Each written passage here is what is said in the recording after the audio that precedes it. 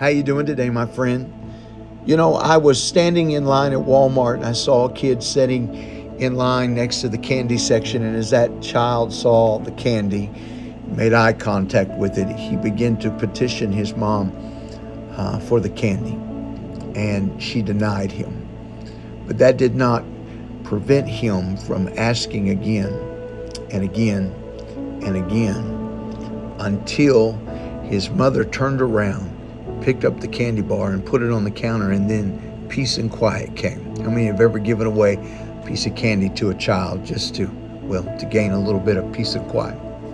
You know, I was reading in Matthew chapter 15. That's why I tell this story today, because when I read in Matthew chapter 15, I see someone that has that exact response with God. And you know, so many times when we have problems, we have a tendency to pray like this: Lord, I got a problem. Here's what I need. And then we leave it there in a short prayer. And then we say, well, he'll either answer or he won't answer. And if he doesn't answer, then I'm going to assume that's the will of God. And then we just set out to live with the circumstances or situations that we're dealing with in life. But can I tell you something? That sometimes his silence is not an answer, but it's a test. This woman walks in Matthew chapter 15, verse 25, and she comes in with the right attitude and she worships him. She begins to magnify Jesus, and somewhere in the midst of that worship, she makes a transition to, Lord, I need help. And the interesting thing is, in the story, he doesn't ask her what she's struggling with or what she needs or even what's going on in her life. He just simply says, it's not meet to give the children's bread unto the dogs. And you would have thought that would have been the end of the conversation, but she acted just like the child in the Walmart in a sense. She said, but Lord, even the dogs get the crumbs from the king's table. I love how God immediately responds to her and says, oh woman, how great is your faith? Be it done unto you this day as you will.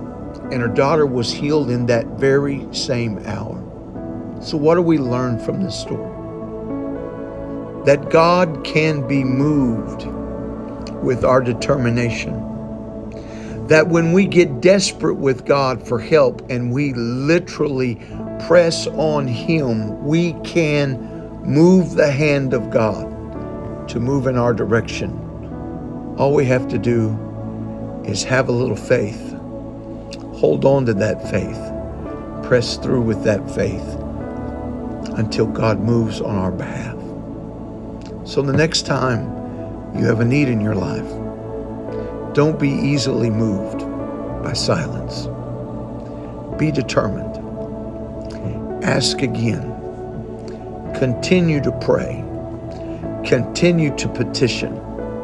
Because what I've learned about God over the last 51 years of my life is when I get desperate enough and I push hard enough and I truly seek him and I let my faith push through, he never lets me down. He'll turn around, turn your situation around, and make you glad that you didn't let go of him. Just ask Jacob. He wrestled with God and said, I'm not going to let you go until you bless me. And God blessed him. I hope this encourages you today. Be determined in your prayer life. Let your faith press through.